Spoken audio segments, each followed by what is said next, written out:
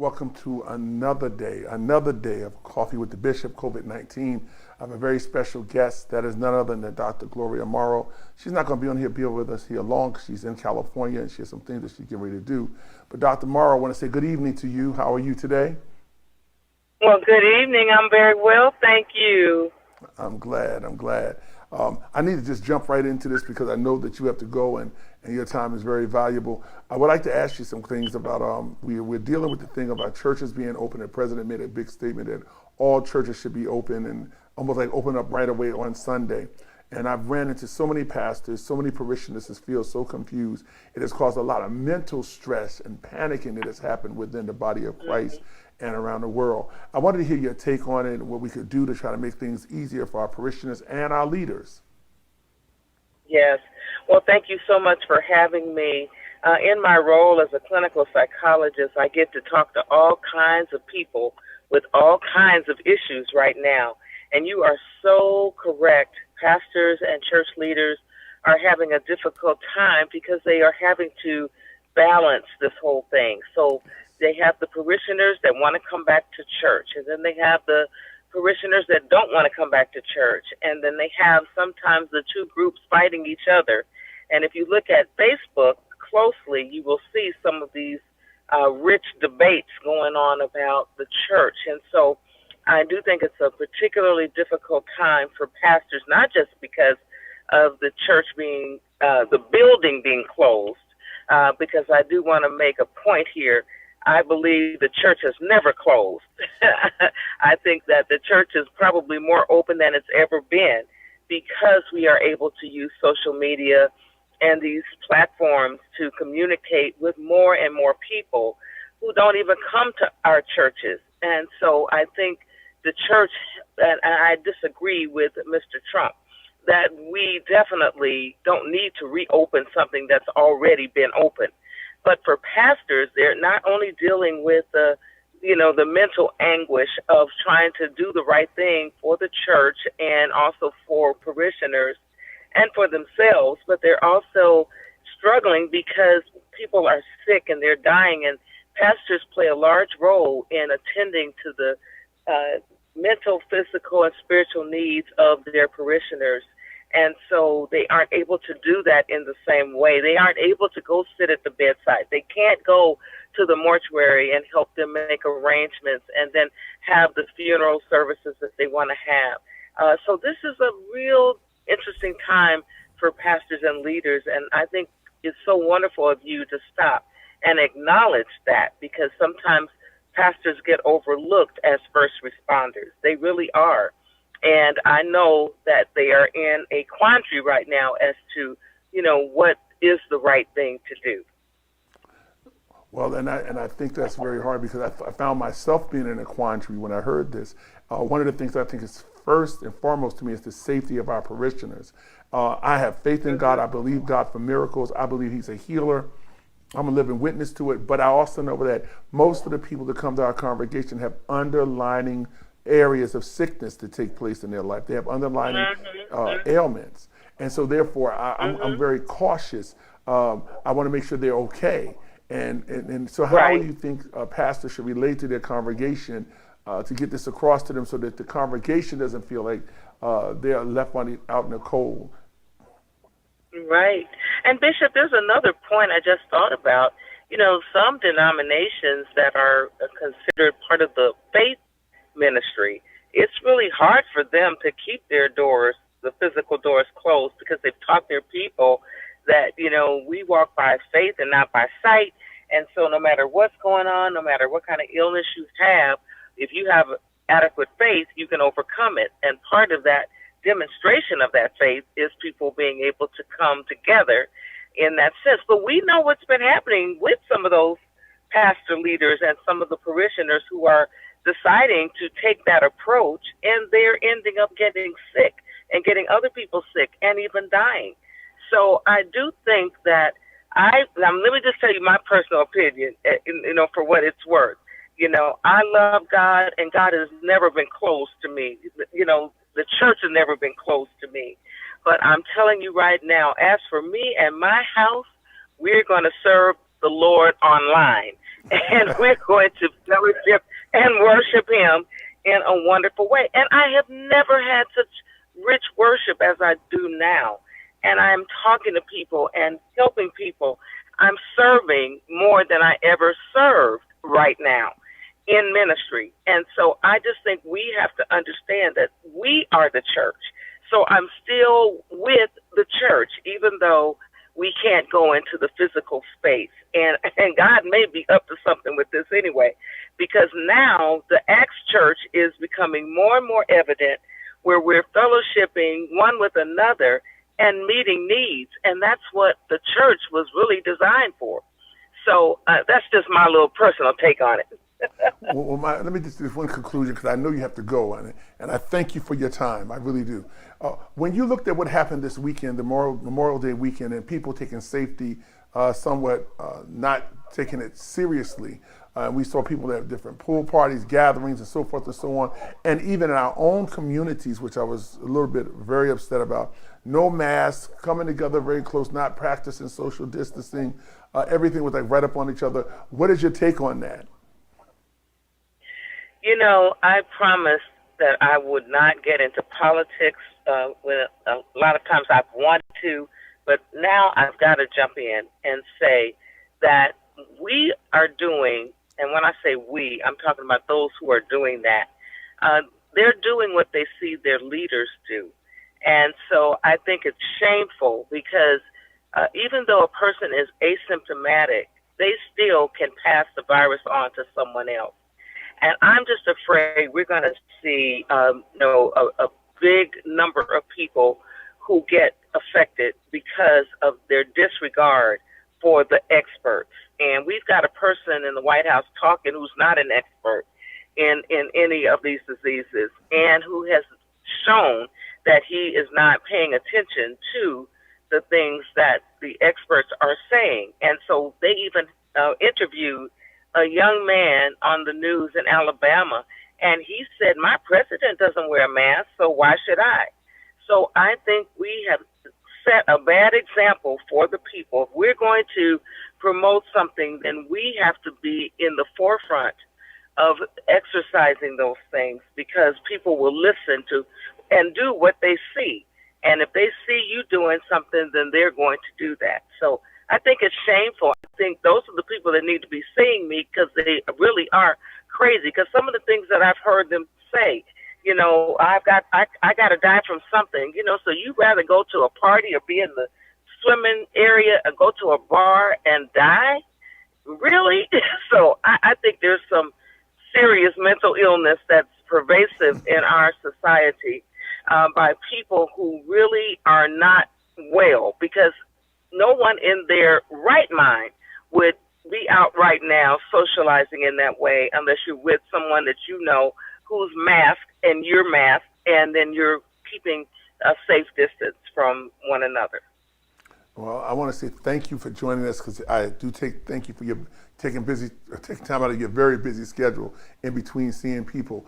And I'm looking forward to bringing you back on, that we can have a longer discussion. We want to talk about some of those books that you've written and the curriculum that you've created for some things to help people get through some very trying times. Thank you again, Dr. Gloria Morrow, all the way from California. Thank you for having me, and I hate to leave you, but I'll be back. All right, then. Okay. All right. Thank you. And so those of you that are viewing today, it's COVID-19. We're discussing some things, and a lot of things have been going on today that's been just rough. I witnessed something on, and when I witnessed it, was watching a tape, or whatever you say, on Facebook, of a young man where the policeman had his knee in his neck, and I thought that he had made it through, but he didn't. Thanks to Carissa,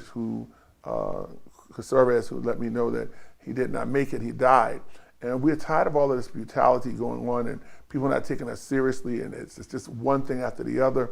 And it seemed like after we have so-called lifted this stay-at-home thing, and we're coming out, we're acting like we don't know how to, we're doing things that we don't know how to act.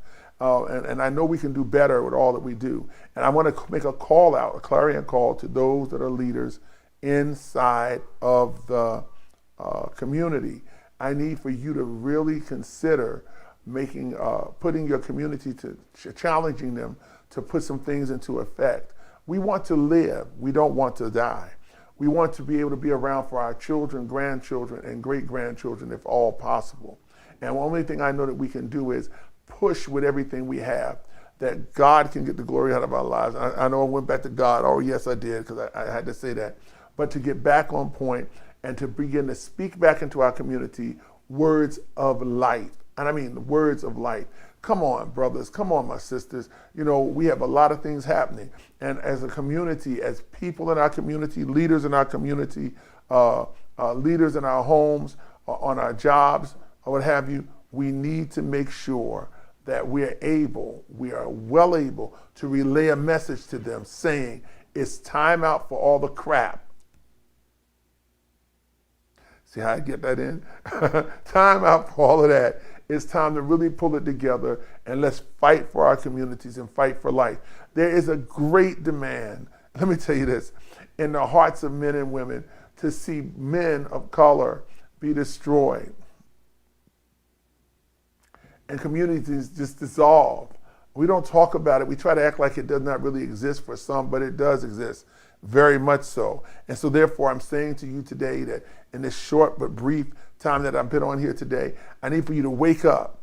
Wake up and let's start talking to our children and letting them know they need to get ready. They need to get ready when they're going to school to become scientists and other things that are opening. So many things that is being presented to children that they can gather the information so they can be in this last generation of making things happen with cures and having the right things to deal with social media and working in the engineering field. So many things. I'm getting a little tongue-tied on it only because when I get excited about or overexcited about the things that are coming against our communities, it burdens my heart. I'm sorry that Dr. Morrow couldn't stay on longer. So we wanted to talk about the shootings that happened. Men and women being gunned down, and we're acting like it doesn't mean anything. When I looked at things in our community and I saw so many people hanging out, having a good time, and I don't have nothing against having a good time, but in crowds, and then had the nerve to say, hey, we're going to die from something, you know. And then somebody else said, well, if you don't want to be bothered with it, then don't come out here. That's the wrong message. And that means there's something that we missed. Something that we missed in sharing with our kids, our grandchildren, our cousins, nieces, nephews, or just that individual. Something we missed.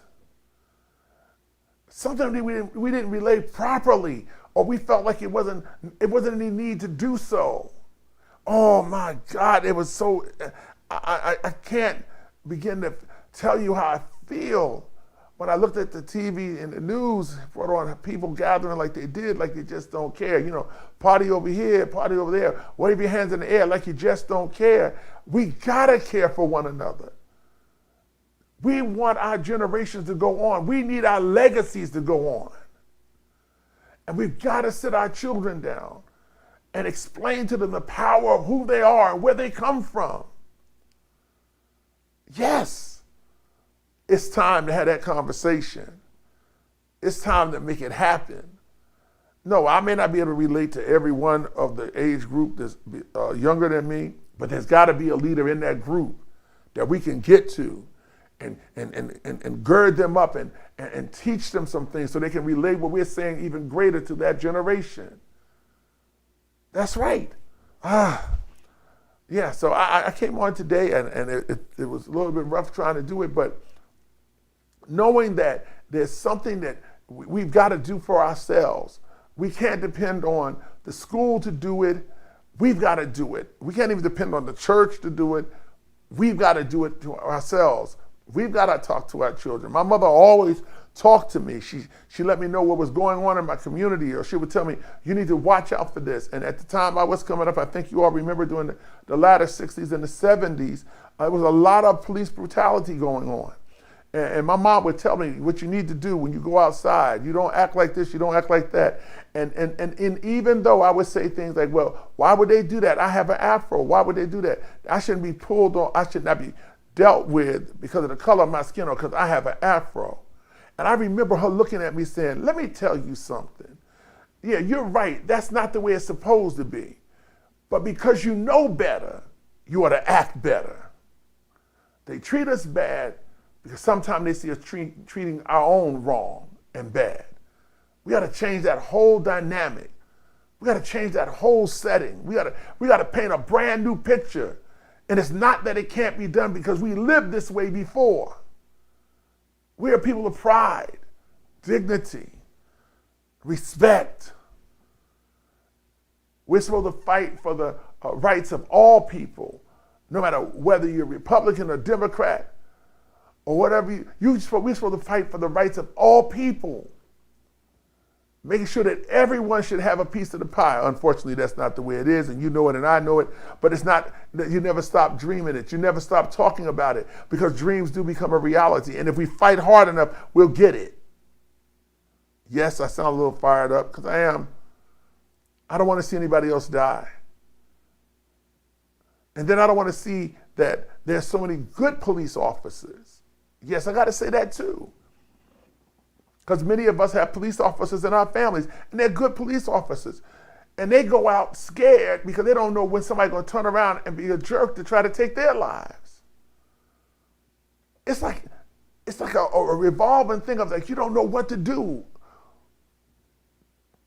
But if we start in our homes, we start talking to our children, talking to our young men and talking to our young ladies, letting them know it's not all about the twerk.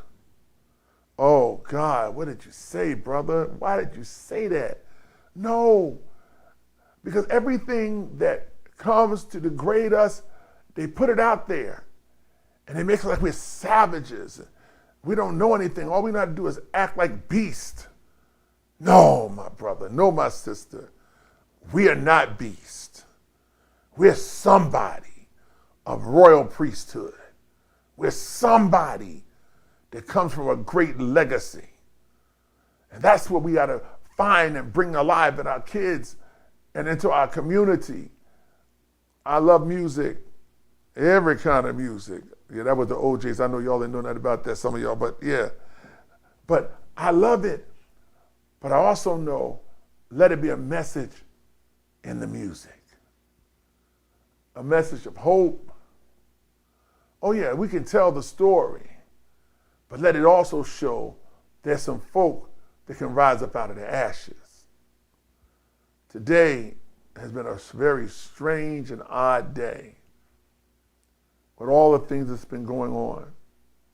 And in my mind, I looked at this whole weekend designed really to observe those who were in the service, okay? Those who were in the service that have gone on, who fought for the country and were killed at war, defending the country. And although it has its connotations of sitting down, having a coming together of a gathering, but it was really an observance to that. And I looked around and I said, wow. And as I saw so many people gathering, as many, and there are some places that did it right. Let's salute those. Let's not forget those who did practice social distancing and keeping the masks on and trying to do what was right, even in their families. I saw people had barbecues and they had their things set up, had their music on. They were trying to really make it work. We have something. Yeah. We have some, not had, we have something. And when you find that you have a lot of people of color who are finally grabbing a hold to that, some of that gravy that's in that gravy dish, somebody always try to break it, that it's none to get anymore. That can't happen anymore. We got to watch out for ourselves and watch out for our communities. Watch out for those that are less fortunate. Yeah. I didn't come on to say much. I came on to be strong and let you know that what we need is you. We need you. We need you to speak up. We need you to stand. And we need you to come together so we can come together as one unified voice, one people, and support one another. Go out, find out when the NAACP meetings are, the National League of Colored Women. Find out about that. African American Network.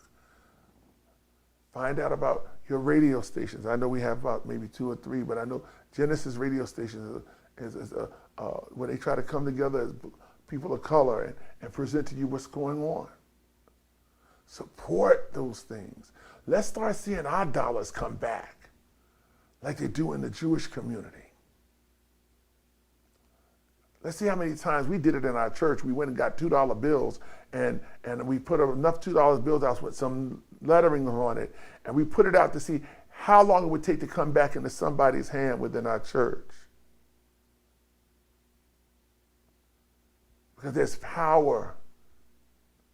We're a network of millions and trillions of dollars that we spend, and how much of it comes back into our hands.